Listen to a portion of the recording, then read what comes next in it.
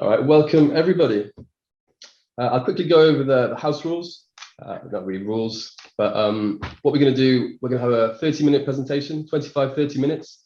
That's from Kelly Mackay, who's our Early Career Framework Director here at Best Practice Network and Outstanding Leaders Partnership. And very kindly joining us is Cheryl Abyss, who's from the Chiltern Teaching School Hub, who's one of our partners. We work in partnership with teaching school hubs and other school groups around England to deliver the Early Career Framework support. And Cheryl's going to tell us about her experiences, how the program's affected and impacted her schools and early career teachers. During the presentation, we've got a little Q&A box. So if you have any questions, please put them in there. And then if you see any questions which you'd really like to see answered, then vote them up. And then Kelly and Cheryl will try and answer them after the presentation. That is about it from me. So I'm going to hand over to Kelly Mackay. Thank you all for joining us. I'm going to mute myself. Cheers, Kelly. Lovely. Thanks, Tom. So I'll start by saying I'm Kelly Mackay, and I'm based in Birmingham, as you might be able to tell from the accent. And my background is as a secondary head teacher, and then for the last few years, working with Best Practice Network under the umbrella of Outstanding Leaders Partnership, because very importantly, we do work for schools, with schools. So I think that's really important to emphasise. And I've been looking after the Early Career Framework for the last couple of years, and I'm absolutely delighted to invite Cheryl. I'll let her introduce herself, but we've just had a lovely start to this conversation where Cheryl is saying to me that she's the ECF lead for Chiltern Teaching School Hub, but she's going to call herself the Early Career Framework champion when she reaches the 1,000 participants, which they're not far off at the moment. And we're delighted that Chiltern supported us in our recent Ofsted visit. It was a monitoring visit to look at the delivery of the MPQs and the ECF, and that report will be out shortly. So we really do work in partnership, and that is absolutely key to us. So let's have a look at who are we. Best Practice Network, we've been delivering CPD to schools and leaders and teachers and others for a long time now. And we really do believe in this collaborative approach. We deliver MPQs, apprenticeships, obviously the ECF that we're talking about today, and much more. And we're dedicated to providing really, really evidence-based, high-quality programs that support our partnerships, but also, most importantly, actually make a difference on teachers that results on an impact on the children in the classrooms. And that's what we want to emphasise. So we're here to help you. It's really important we listen to what you say. And we've got a large team, and this isn't even half of them, that are there to support you at Best Practice Network. This is only we call them candidate support team, so participants as it's now known. And this is literally just a small part of our team that will support you. We have a marketing team. So Tom, who you've just met at the beginning of the presentation, leads the marketing for the ECF. We have a delivery partner support team as well. And then we obviously have all of the other functions, such as the finance and the operations, and we're there to help you. What's really important to me is about our intent, the ambition for the professional development. And I've touched upon this at the beginning. We want to make sure that anything that we deliver to schools is of a high quality, and that it challenges and develops teachers and leaders through our curriculum, which is really structured and sequenced and evidence-based. Because we want to make sure that those teachers and leaders are empowered with the skills and the knowledge and the behaviours. So as I said to you, they can impact on the young people, on the children in our schools. That's the most important thing. If anything that we do doesn't have an impact on the children, it's not worth doing. So we want to make sure that those teachers and those leaders develop those skills so that they can make a difference to the children in our schools. And we want to make sure that they have a transition all the way through their professional development journey. So I'm really excited about the ECF. Having been in school, I have interviewed numerous teachers. I've supported ITT participants, and then I have worked them through into the next stages of their professional development journey. And what we are there to do is to make sure that we've got parity with professions such as doctors and lawyers, so that we actually give them the training that they deserve so that they can make a real difference. And we do that through this collaborative approach. We all take collective responsibility. We might be the lead providers of the ECF, and we have been given a contract by the DfE to deliver the early career framework, but we can't do that without our delivery partners, without you as school leaders, and without the teachers and the mentors in school. And it's the mentors that play that crucial role in supporting the ECTs to make sure they have the development and that they can have that impact. So what is the early career framework? Because it's only recently been introduced as a statutory entitlement as of last year. So some of you that haven't had ECTs last year, or MPQ as they were known, so NQTs as they were known, you won't actually know a lot about the ECF necessarily. So the ECF is a 2-year funded programme, and it's to support teachers with this mandatory entitlement, give them the knowledge, so that's the learn that in the early career framework, and the learn hows, the skills to put it into practice in the classroom. And we want to make sure that by the end of their induction period, which is now 2 years, they are all really able, competent, outstanding teachers that make the difference in the classroom. How have we based our curriculum and our programme design? Many of you will be familiar with this piece of research, which is the 5 principles of deliberate practice. We want to make sure that the learning that they've undertaken during their initial teacher training year is built upon. So we make no apologies for the fact that the early career framework actually builds upon what they have already done. It's just the same as if we were teaching fractions. If we were teaching fractions, we would start in years 2, 3, and 4, we'd build upon it in year 6, and then they'd go on into years 7, 8, and 9, onto their GCSE work. And what we do is we build upon the knowledge that they gain, but we want to push them beyond what they think they're comfortable with, because we want to make them better. So at the start of the programme, they will identify goals with their mentor, and we do this through module audit summaries. So at the beginning of every half term, approximately, when we start a new module, we'll identify what goals the ECT should concentrate on with their mentor. They will look at the knowledge that should be gained through the early career framework, and they will establish whether they are just emerging in that area. So we all know, because of COVID, that some of our ITT students haven't necessarily been in school for all that significant amount of time, although hopefully starting in September 2022, we will be moving on from that. But different people learn at different rates, just like the children in our classroom. And if they have got an area where they feel that they are really embedded in their knowledge and it's really fully developed and they're almost expert at that, we'll build on those strengths and we'll identify the areas that they need to learn more about. So they identify these goals with their mentor, and then they'll focus on those. They'll focus on learning about and doing in the classroom those aspects that they're less familiar with. So if, for example, they are not used to classroom routines and understanding how children come into the classroom and are prepared for a real positive learning experience, they might want to focus on that. If I consider now, we are on module 4 for our current cohort that started in September 2021. They're looking at assessment activities, and they will be focusing particularly on those activities that they need to develop. They will implement it into the classroom, and then they will get high quality feedback from their mentor. So I can't emphasize enough the importance of the role of the mentor. And I'll go on a little bit more to talk later in the presentation about the guidance that we can provide on who the mentor should be, the fact that they need dedicated time to support their ECT, and the fact that they're non-judgmental. It's about high quality feedback.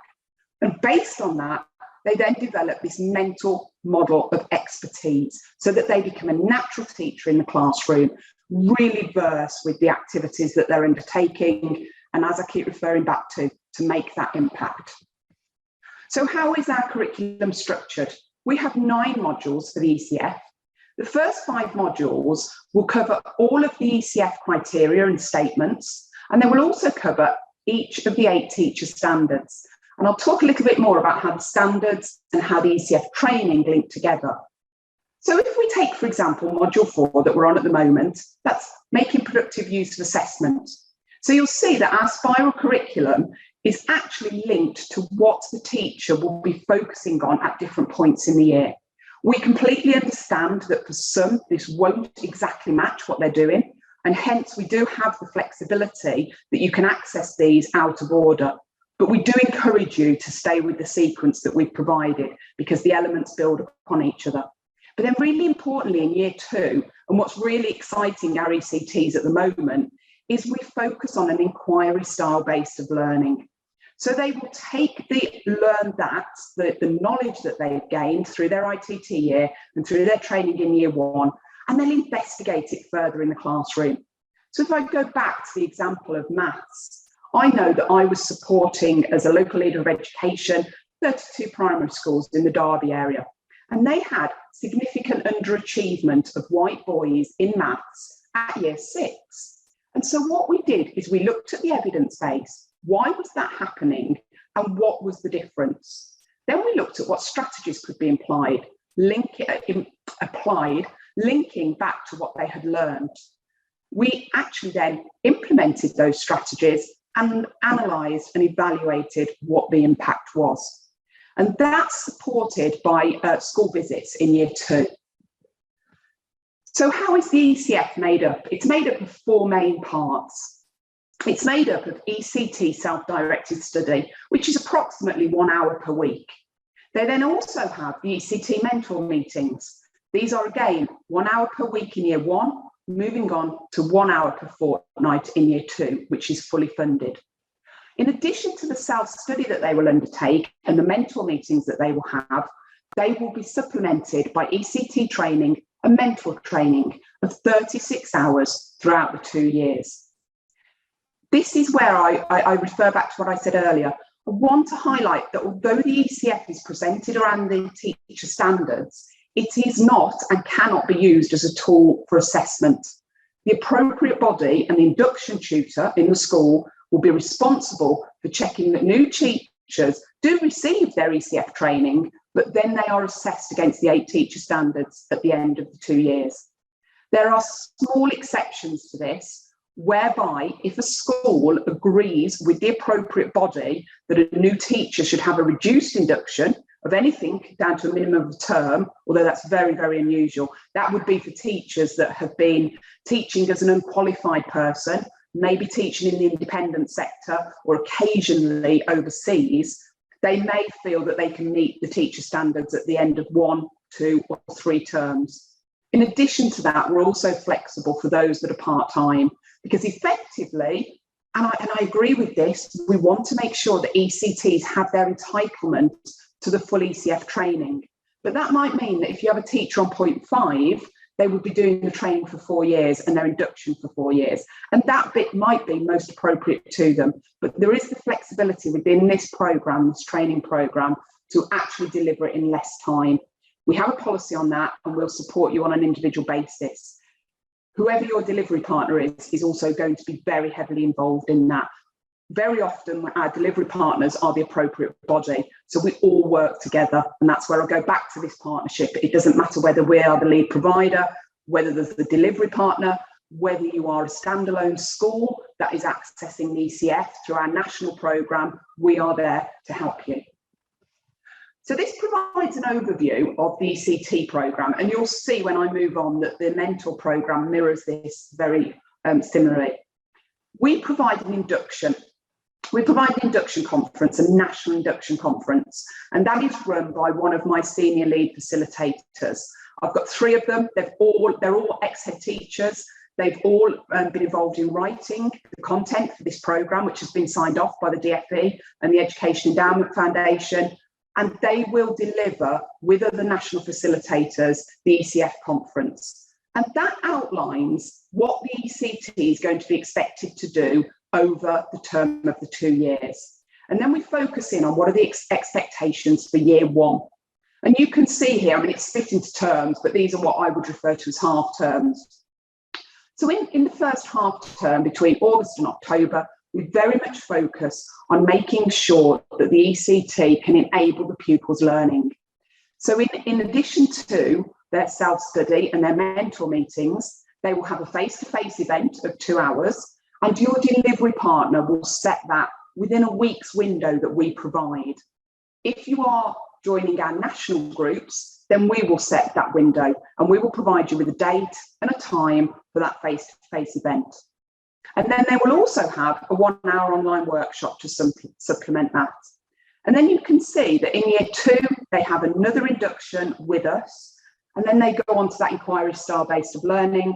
And I talked about module 9 is the school visits, which I think are really, really valuable. Let's be honest, as school leaders, there is nothing better than going visiting another school or having people in your school, because it's a fresh pair of eyes, you get new ideas, and they will be required to set some inquiries that they will go and investigate in other schools so that they can consider how other people are doing it, bring the strategies back into their own classroom and evaluate the impact on their own children. You can see, as I said, that the mentor overview mirrors what the ECT does. But we do listen to our delivery partners, and we listen to our schools, and we listen to our ECTs, and we listen to our mentors. And this has changed even from last year. And this is one example of how we listen to you. The mentors said to us that the number of times that they are expected to be out of school is quite significant and has an impact on their workload. So we can't reduce the 36 hours of training, but what we have done is we have combined the peer-to-peer networking and online workshop events. So the online workshop events introduce the next module, but the peer-to-peer networking is where they meet with their colleagues, with other mentors, and they discuss the successes and challenges of actually mentoring an ECT and look at the improvements that they would make year on year. So we consider those really important. And by doing this, we've reduced the time that a mentor is expected out of school by approximately 1/3 the number of times that they're expected out of school. Can't emphasize enough the importance of the mentor. And I will go on to emphasize it again, but the mentor is key to the ECT having the support. We use on-site mentoring, and that literally is what it means. They're not judgmental. Now, we do know that in small primary schools, for example, it might not be possible to have the mentor and the induction tutor as separate roles. But wherever possible, we do encourage this, and that's in the DFE guidance. However, if that's not possible, we're all professionals.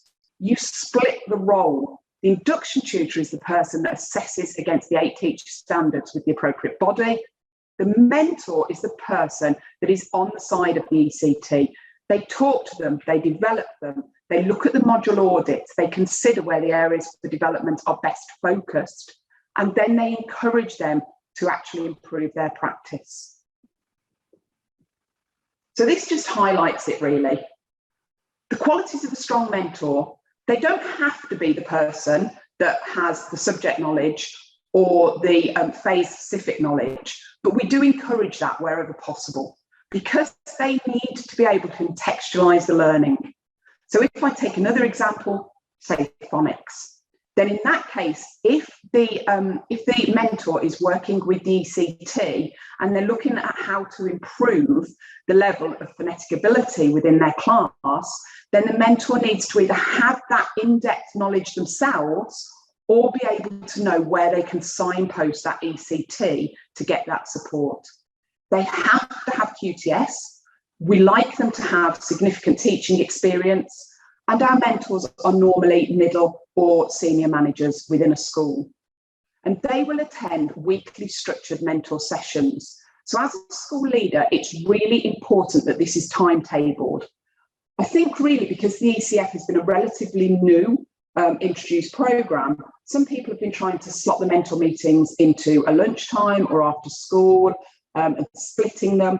It is a statutory entitlement that the ECT has an hour each week in year 1 with their mentor, and that must be dedicated time. And the more that we know as senior leaders that we invest in the CPD of our school, the more we will get from it. So that weekly structured meeting session is very, very important. They are there, as I said, to support and develop, and very, very importantly, challenge the early career teachers. Those early career teachers that come back to us and say, we feel like we are repeating the ITT training, it's because they're not being stretched and challenged during their ECF learning and the implementation of strategies and knowledge that they gain into the classroom. They're also there, as are we all, to support the wellbeing. So we do know that there will be weeks when the mentor meeting isn't possible, but the mentor is responsible for rearranging that at a time to suit the ECT. So if they're off poorly, or maybe it's an assessment week in school, or even something nice like a themed week where everybody's off timetable, the mentor can support the ECT to make sure that their workload and their well-being is of a healthy balance. If that becomes an issue, then your delivery partner or us at BPN will help to transition you. So if a few weeks are missed, we are there to support you to say, right, this is best how you can catch up and move on and progress with the ECF training. This is just some pictures which are lovely. I mean, you know, pictures speaks 1,000 words. These are our face-to-face events. We fully endorse our blended learning approach, which is what I showed you with the graphics earlier about the structure of our programme. So if you are through a delivery partner, you will be entitled to the face-to-face events and the online events. In exceptional circumstances, we do offer online only. And that's where, because of geographical reasons, or perhaps anxiety reasons or health issues, an ECT is not able to always access the full blended learning offer, then we can actually support you in a full online delivery. But that we need to go back to the DFE and agree, and it really should be very carefully considered. So what happens in year 2? This is just building on what I explained earlier. This inquiry style base of learning. What we do is we ask the ECT and the mentor to agree a focus of their learning for year 2, something that will challenge them, something that will really greatly improve their teaching practice and make the impact in the classroom. And I gave you the example of the maths in year 6.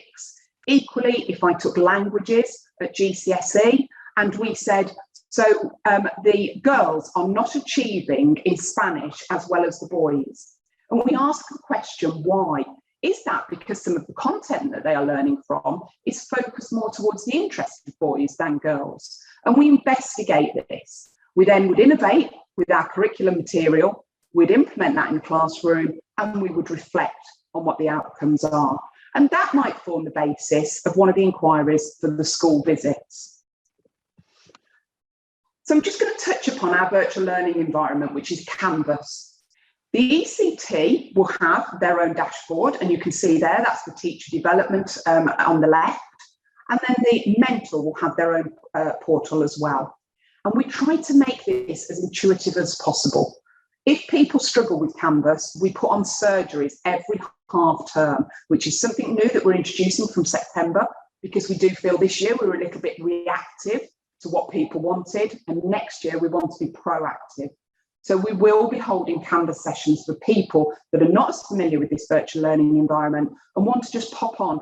It's a surgery, they can ask us questions. But we have even developed this over this year. People have said to us, right, I want to go to my face-to-face event for Module 1. So what we've identified on the front of the dashboard is you can see their Module 1 for the early career teacher. They can jump straight to their face-to-face or straight to their online learning conference, and they can access the materials for that event. And that might be that they want to access them before the event, or they might want to go back and review some of the material and discussions. We will also send them out via notifications on Canvas, which appear automatically as emails. So Canvas is going to become the way that we move forward and we develop it with you. This is the way that we also monitor their progress. So for the ECT, for example, we will monitor whether they have undertaken their self-study each week by the way that they have accessed Canvas and the way that they have worked through the activities in their self-study. Remember, it's non-assessed, so we don't ask them to submit anything, but we do have to make sure, as a lead provider, that we give you the information. So we are, as of September, going to provide you with the progress data for your individual schools as to how well your ECTs are progressing through their self-study. This will be combined with their attendance monitoring so that you can see whether they've attended events or not. And then the mentors also have this dashboard where they can see what the ECT has learned during the week, guidance on their mentor meetings, and those mentor meetings, it's guidance. They have to cover all of the early career framework because we have to maintain fidelity to that.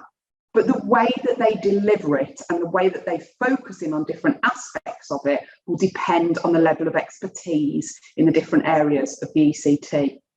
And the mentor, again, we will be able to provide you with information on the progress of the mentor to show whether they have accessed their training and then whether they have accessed their mentor meetings. And we've found that through this collaborative approach, it's going to be far more effective.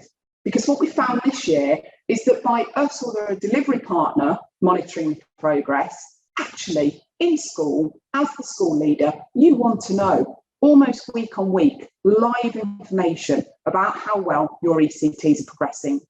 When Ofsted come in, as I've just had and referred to 3 weeks ago, they will say to you, they want to talk to the ECTs to understand that they are receiving their statutory entitlement to the ECF training. And you will be able to want to confidently say, with very little work for yourselves, just literally by logging onto your school dashboard, yes, I can confirm they've been doing this. And then they might talk to the ECTs about the impact of the training or the mentors in terms of the success and challenges of the meetings. So that is all there for you. I am going to hand over to Cheryl now. I'm going to stop talking. I think it's more important that you hear how it's working on the ground. Thank you, Kelly. So I'm Cheryl Abbas from Chiltern Teaching School Hub, and we have Teaching School Hub, a double hub working across Bedfordshire, North and East Hertfordshire, Milton, Keynes and Luton, and we work with Best Practice Network across both of the Early Career Work Framework and the MPQ. I really just want to echo everything Kelly said. You know, one of the main things for us about Canvas, actually, which I'm going to show you some quotes in just a minute, if Kelly, you flick over for me, please, actually is about workload. What Canvas does for our ECTs and our mentors is puts everything at their fingertips. And what that means is they're not chasing through emails looking for resources. They're not having to go and find the research and those evidence bases. Everything is at the top of their fingertips when they log into their Canvas. The dates, the times, the sessions, and for their well-being and their workload, that has been extreme for our groups this year. So what I've done for you on screen is give you some quotes from some ECTs. And they, as you can see, they've talked about the structure of the face-to-face sessions and the self-guided tasks and actually how they link really closely to what they're doing in school, but also having that opportunity to discuss and learn from each other, and that real level of challenge from their mentors and their facilitators. Mentor sessions are set out for in school, lots of information and things to discuss, but also they give schools that element and that flexibility to give scaffolding where required, but also to really challenge individual ECTs. And that's where we're really starting to see our ECTs thrive. I spoke with Kelly and the team a couple of weeks ago about an ECT we've been working with, who actually now has, in the very beginning of their ECT year, went for a TLR role at school and has now gone up and taken another step. And that's the confidence that the Early Career Framework has given that individual to actually kind of take on the information they know and to continue thriving, to find more and to work where they can to impact their students in the school. And actually that individual has had a humongous impact across a variety of children, both in the classroom and in a pastoral role, which has been incredible. Like I said, Canvas being all that information in one place is brilliant, but also the case studies. There is an absolute plethora of case studies on Canvas, and all of the sessions link back to those case studies. So it might be during a face-to-face session, we are talking about assessment, and there'll be an example of how that looks in a GCSE geography class. There'll be an example of how that looks in a Key Stage 3 maths lesson. And what that allows for our ECTs is to have clean, clear examples for them that they can relate to, rather than having to think about a hypothetical, this is how it could look for me. There are concrete examples in place. And that has been, again, another great resource. The case study is also linking to strategies in the classroom, and one of our mentors commented on, actually, when you're talking with an ECT and maybe something hasn't arisen in the classroom yet, they've been going through those case studies and finding that example and saying, well, actually, how would you look at this? If this were to happen in your classroom, how would you approach it? And then going through that case study to see that clear example. And the peer-to-peer networking, what an absolute great inclusion to the best practice network model. Not only are the mentors gaining their understanding of the early career framework, but they're learning from each other. We often have incredible conversations during these meetings of mentors saying, you know, this situation started to arise for my mentee, what do we do? And people coming together in that real team networking of people that aren't in the same school, saying, actually, this is how we might approach it, or we might have a tool that could work for you. Can we work together? But also absolutely sharing those praises and those great things that have been happening in sessions.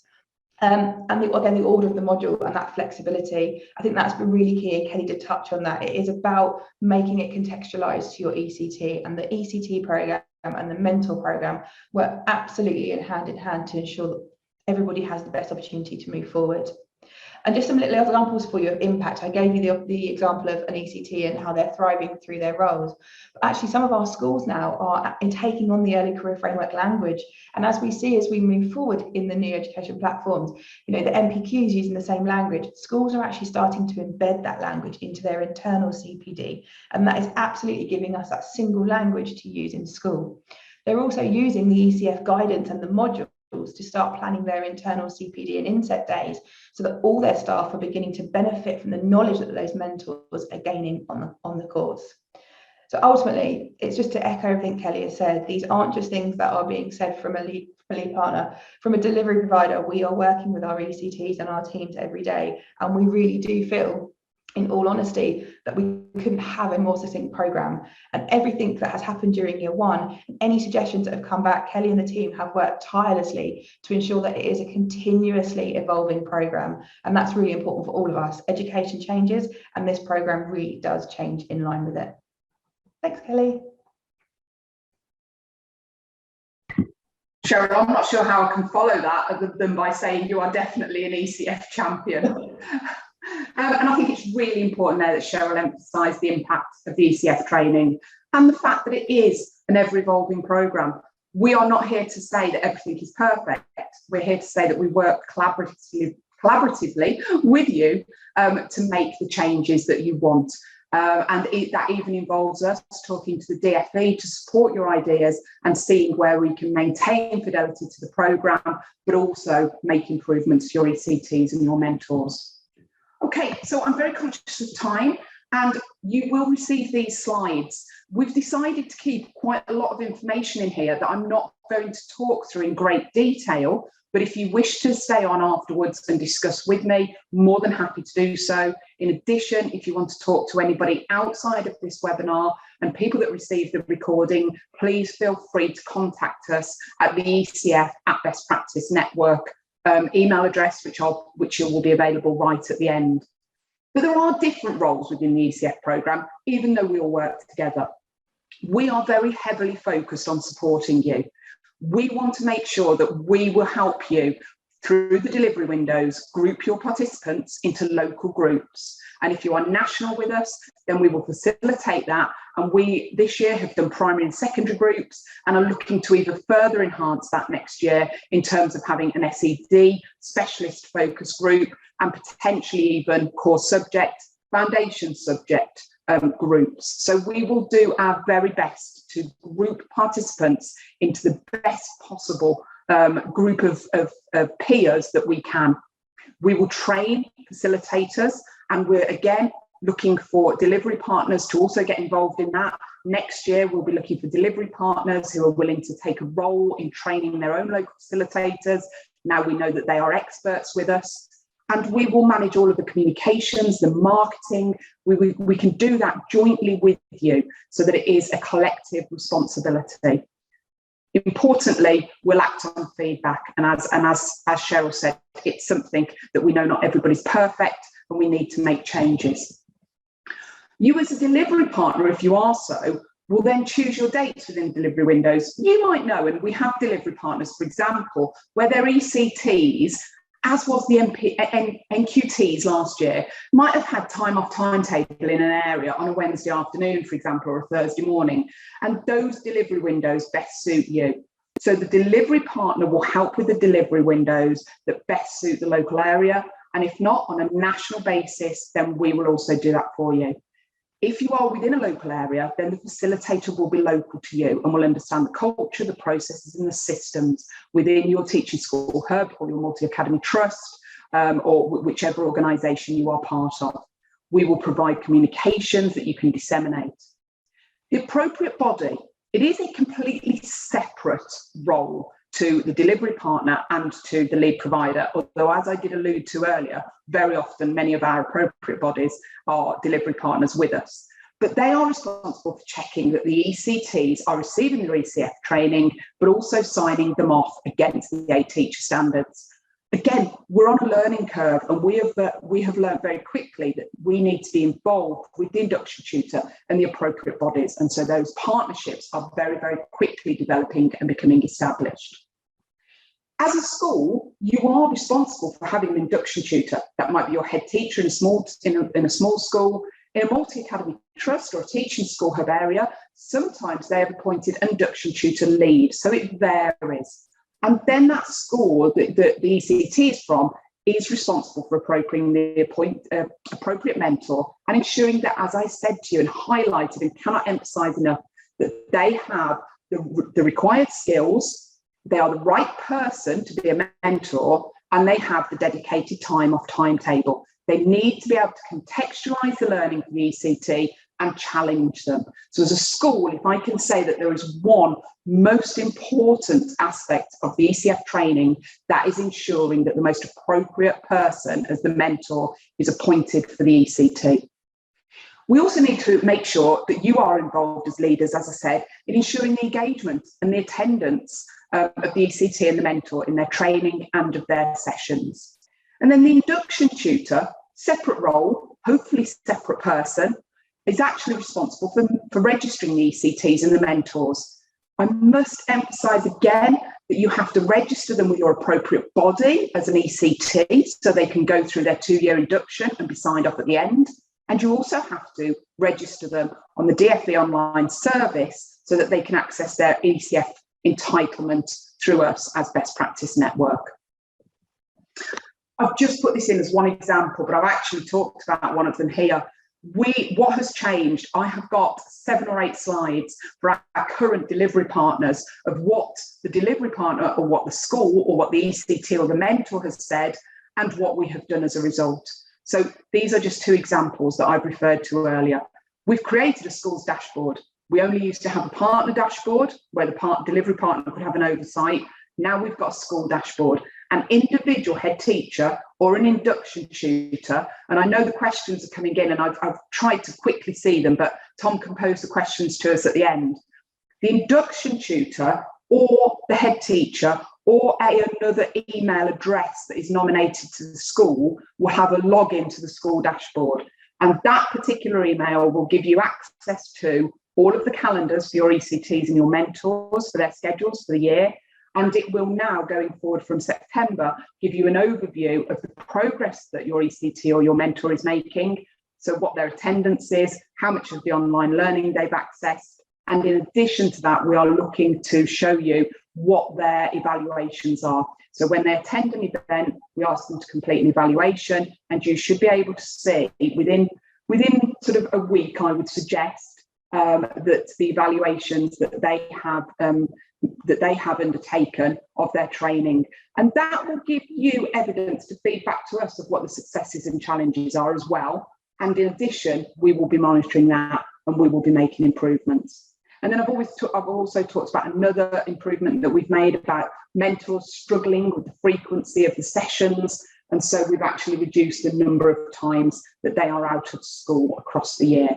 And as I say, that is just a small sample of the changes that we have made for this coming year. So let's have a look at how you enrol your ECTs or your mentors for September 2022.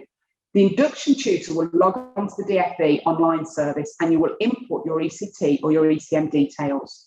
And it's already open. It opened on the 10th of May. Then the DFE will be writing to schools with further information, but you should have already received an invite to this.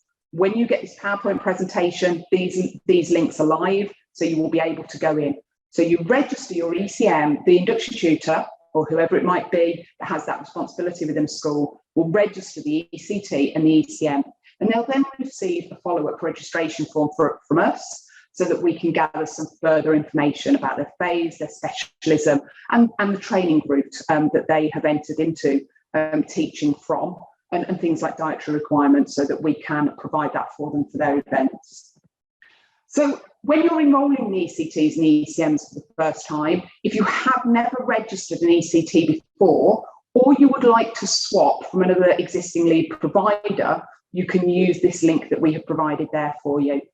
I have to say that we always encourage, wherever possible, an ECT and a mentor to stay together for 2 years with their existing lead provider. However, as a school leader, you do have the choice if you wish to swap, and we will support you in that. But the emphasis is that from us and from the DFE is that the ECT would be best placed to complete the full curriculum, because we all offer different styles of curriculum, even though they all cover the ECF framework.